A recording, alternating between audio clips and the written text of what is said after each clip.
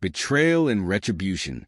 Throughout my life, I've faced countless challenges. I've seen war, endured loss, and witnessed unimaginable pain. But nothing hurt as much as the nightmare that began that morning. The phone rang.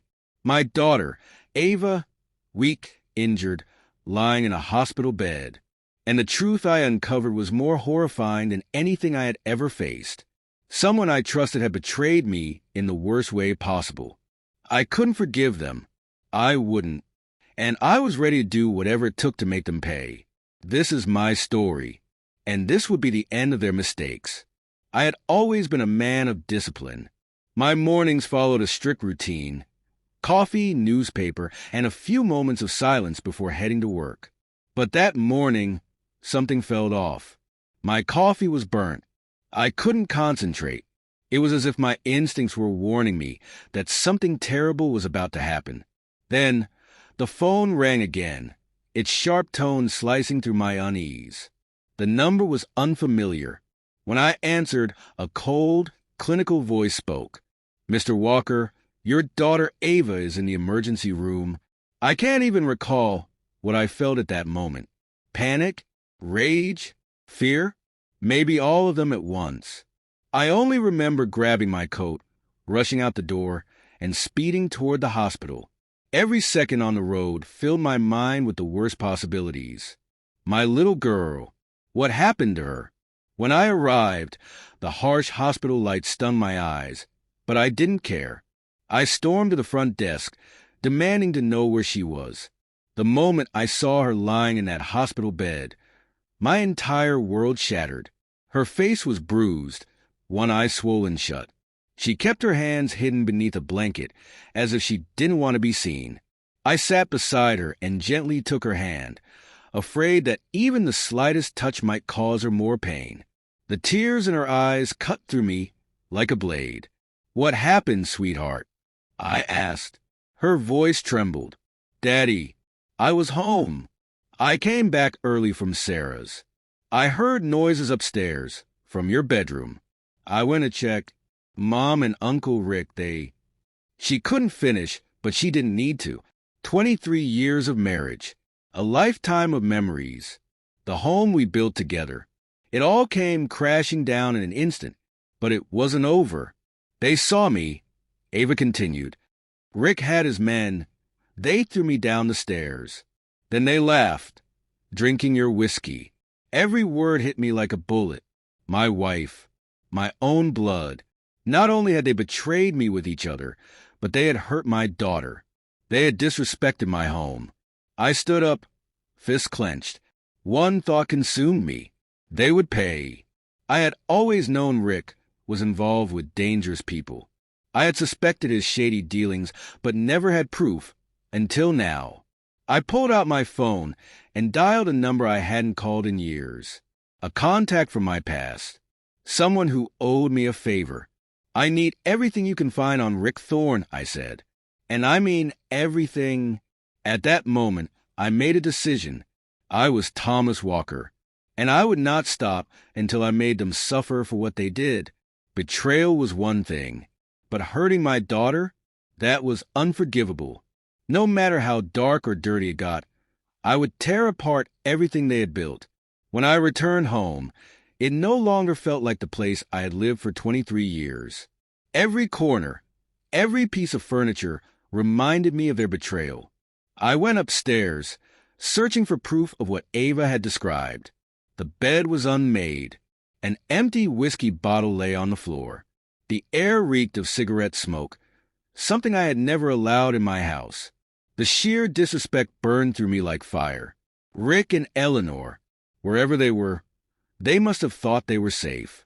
Eleanor's face flashed in my mind, the caring wife, the devoted mother she pretended to be. But all these years, she had been smiling at me while stabbing me in the back. Had I been the only one holding this marriage together? Then the phone rang again, and I knew this wasn't over yet. Vengeance of Thomas Walker. I hesitated for a moment before answering the call. "Walker," I said. A familiar voice responded. "Time to repay my debt from Kandahar. Rick Thorne, right? He's into some shady business, deep in a hole. I'll find what you need, but be careful. This guy has connections. I clench my jaw. If he has connections, I have more.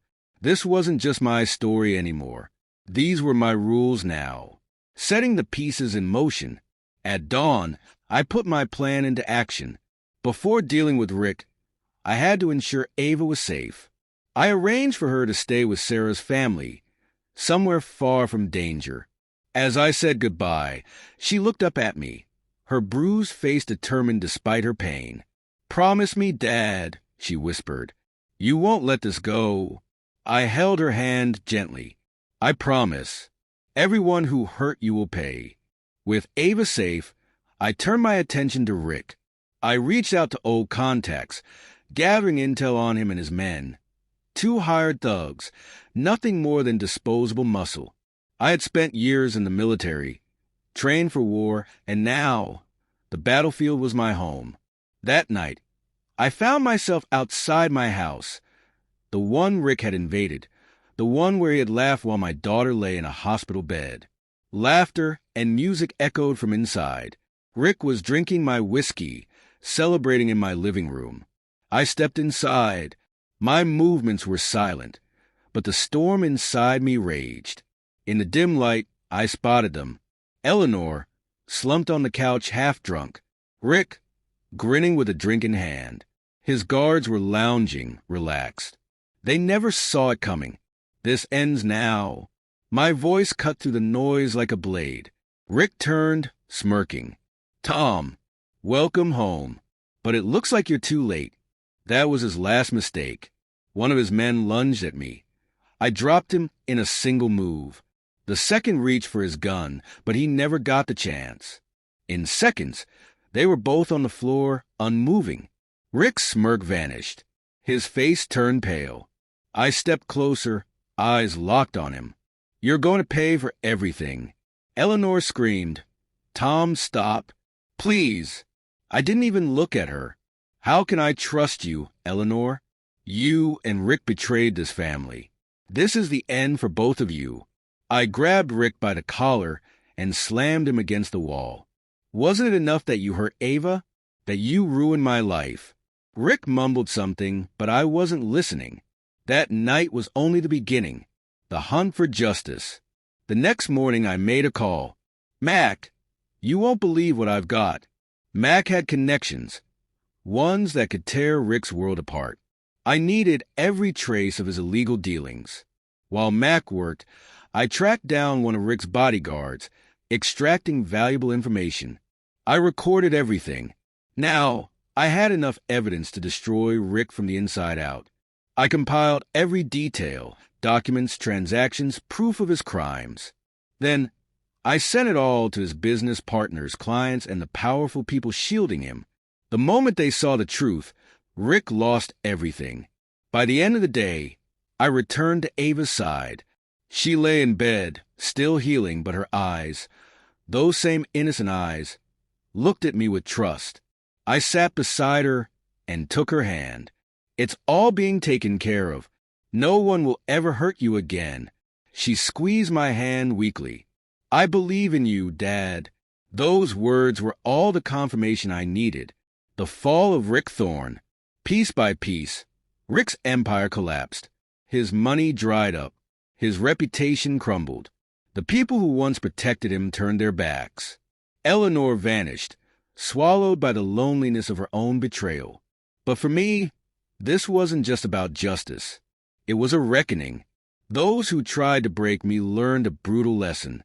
You can't destroy Thomas Walker, because I don't just survive. I bury my enemies